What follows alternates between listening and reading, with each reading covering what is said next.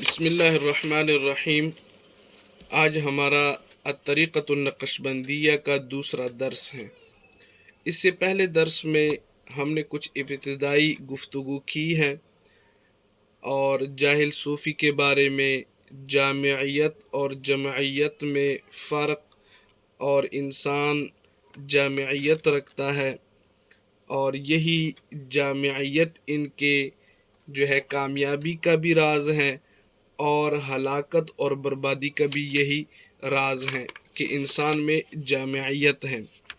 اور پھر ہم نے سالکین کے دو قسمیں بیان کی ہیں کہ اس راہ کے سالکین دو قسم ہیں، ایک ظاہر کے سالکین ہیں اور ایک باطن کے سالکین ہیں۔ آج ہم موصل الی المطلوب والمقصود کے دو راستوں کے بارے میں بات کریں گے۔ مقصود اور مطلوب تک پہنچانے کے جو دو راستے ہیں اس کے بارے میں بات کریں گے۔ پہلی راہ جو مطلوب اور مقصود تک انسان کو پہنچاتا ہے، وہ پہلی راہ وہ انابت کی راہ ہے، اور یہ انابت کی راہ مریدوں کا ہے، اور اس انابت کی راہ کے لیے شرائط کثیرہ ہیں۔ تو اس راہ کے متحقق ہونے کے لیے، یعنی انابت کے راہ کے متحقق ہونے کے لیے مجاہدات اور ریاضات اور پیر کامل کی صحبت اور آداب کی رعایت وغیرہ کرنے ضروری ہیں۔ اس راہ سے مطلوب اور مقصود تک پہنچنے کا وعدہ ہے کہ جو بھی سالک انابت کی راہ پہ گامزن ہوگا وہ منزل مقصود تک پہنچ ضرور جائے گا، اگرچہ دیر سے ہو، لیکن پہنچنے کا وعدہ راہ انابت سے چلنے والے سالک کے لیے وعدہ ہے کہ وہ اپنے منزل مقصود تک پہنچے گا اگر وہ مجاہدات، ریاضات اور پیر کامل کے صحبت میں وہ رہیں۔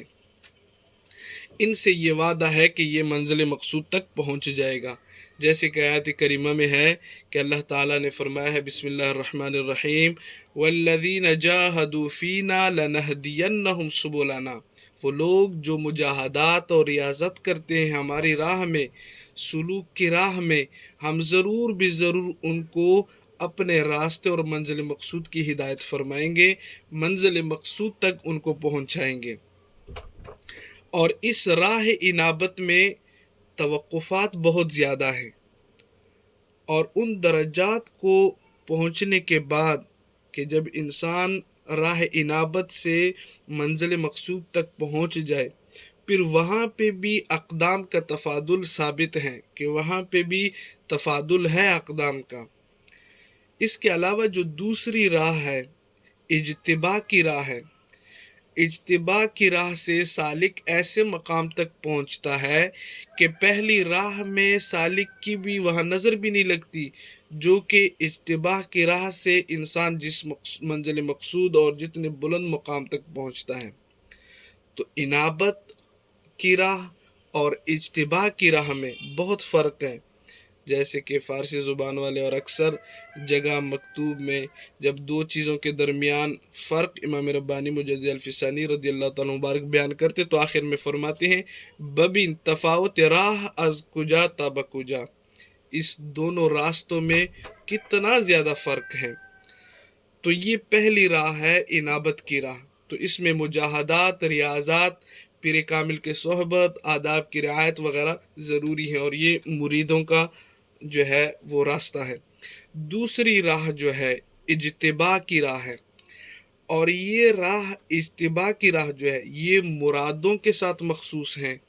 مراد وہ اجتباع کے راستے سے منزل مقصود تک پہنچایا جاتا ہے، اور مراد کے لیے مذکورہ شرائط میں سے کوئی شرط نہیں ہے، مجاہدات، ریاضات، پیر کامل کے صحبت، یہ چیزیں ان کے لیے شرائط نہیں ہیں۔ تو اگر اجتباع کے راہ سے جو سالک ہوں اور اجتباع کے راستے سے ہو، مراد ہو، ان کو اگر کسی چیز کی احتیاج ہوتی ہے تو احسن وجوہ سے، واسطے سے یا بغیر واسطے کے، ان کو میسر ہو جاتی ہے۔ جیسے کہ اللہ تعالیٰ نے فرمایا ہے اللہ یجتبی الیہ من یشاء ویہدی الیہ من ینیب، یہ اللہ کی مرضی ہے کہ جس کو وہ چن لیتا ہے اور جس کو ہدایت دیتا ہے اپنے راستے اجتباء کے راستے سے ان کو اپنے منزل مقصود تک پہنچاتا ہے۔ یہ اللہ کی مرضی ہے، اللہ کی مرضی سے مراد بنتا ہے اور اللہ کی مرضی ہوتی ہے اس میں۔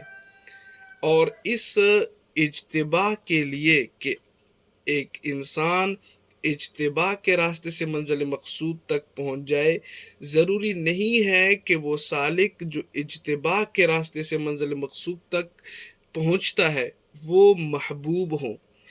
تو اجتباء کے لیے محبوبیت شرط نہیں ہے، بلکہ غیر محبوب بھی مجتبی بن سکتا ہے، غیر محبوب بھی مجتبی بن سکتا ہے۔ اور اس پر دلیل یہ ہے کہ محبوبیت خاص ہے خاتم الرسول صلی اللہ علیہ وآلہ وسلم کے ساتھ، کہ محبوب جو ہے وہ خاتم الرسول صلی اللہ علیہ وآلہ وسلم ہے، اور باقی تمام انبیاء کرام جو ہے، باقی تمام انبیاء کرام جو ہے وہ مجتبی ہے، تمام انبیاء کرام مجتبی ہے۔ اجتباء میں جمیع انبیاء علیہ السلام شامل ہیں، کیونکہ نبوت وغیرہ جو ان کو ملی ہے اور باقی ان مقامات تک پہنچایا گیا، یہ سب اللہ کی مراد ہیں اور اللہ کی طرف سے ہوتا ہے، اور یہ اجتباء ہے۔ جب اللہ تعالیٰ نے اسماء و صفات کے کمالات غیب سے شہود میں ظاہر کرنے کا ارادہ فرمایا تاکہ اللہ تعالیٰ اپنے ربوبیت کو ظاہر فرمائے، تو اللہ سبحانہ و تعالیٰ نے عالم کبیر کو اپنی قدرت کاملہ کے ساتھ پیدا فرمایا، اور عالم کبیر عرش سے لے کر تحت الثری تک ہے، عرش بھی جو ہے وہ عالم کبیر میں شامل ہے۔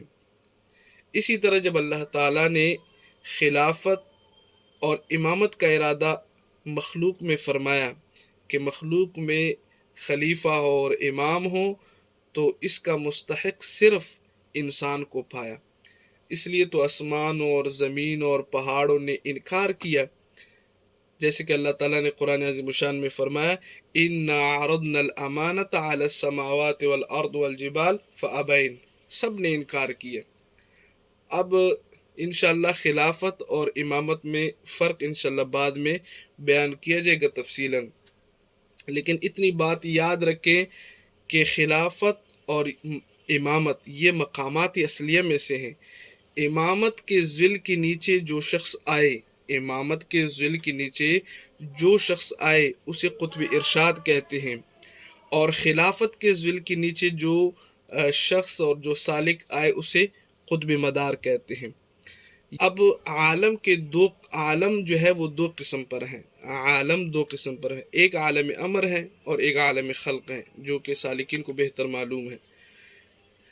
اور اس کے بارے میں دلیل یہ ہے کہ ایک عالم امر ہے اور ایک عالم خلق ہے۔ اللہ تعالیٰ نے فرمایا ہے الا لہ الخلق والامر، خبردار اللہ تعالیٰ کے لیے خلق اور امر ہے، یعنی ایک عالم امر ہے اور دوسرا عالم خلق ہے، اور انسان عالم امر اور عالم خلق کا مجموعہ ہے۔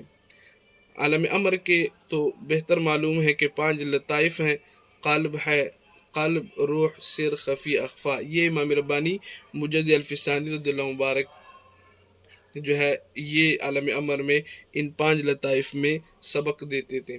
باقی جو امام معصوم رحمہ اللہ ہے یا اس سے پہلے ہیں تو وہ عالم امر اور عالم خلق میں ایک ایک سبق دیتے تھے، قلب اور نفس، باقی جو ہے وہ اسی میں وہ باقی لطائف مندرج فرماتے تھے۔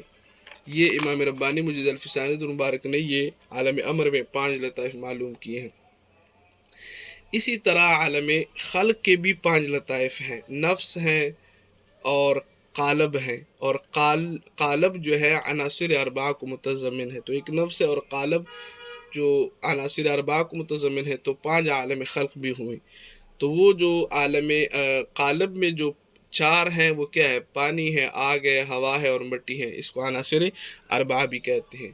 تو انسان 10 اجزاء سے مرکب ہے، انسان 10 اجزاء سے مرکب ہے کہ وہ عالم امر و عالم خلق ہیں۔ اب عالم خلق کے پھر 3 قسمیں ہیں عالم خلق کے، ایک عالم کبیر ہے، ایک عالم صغیر ہے اور ایک عالم اصغر ہے۔ عالم کبیر جو ہے وہ عرش سے لے کر، جیسے پہلے بھی عرض کیا، عرش سے لے کر تحت الثری تک دنیا اور ما فیہا سب عالم کبیر ہیں، عرش بھی شامل ہے اس میں۔ اور عالم صغیر جو ہے وہ انسان ہے، اور عالم اصغر انسان کا قلب ہے۔ مجد الفسانی رضی اللہ تعالیٰ عنہ مبارک فرماتے ہیں، آدمی نسخہ است جامع ہر چہ در تمام موجودات است در انسان تنہا است۔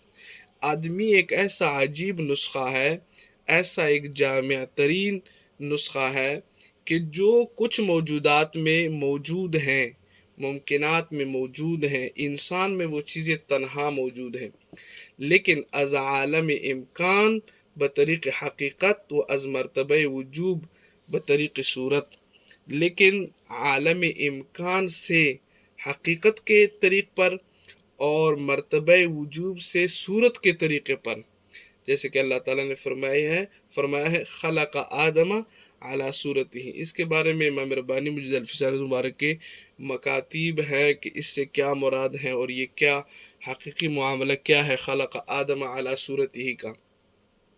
و برہمین جامعیت اس قلب انسان کہ ہر چہ در کلیت انسان اس در قلب تنہا است۔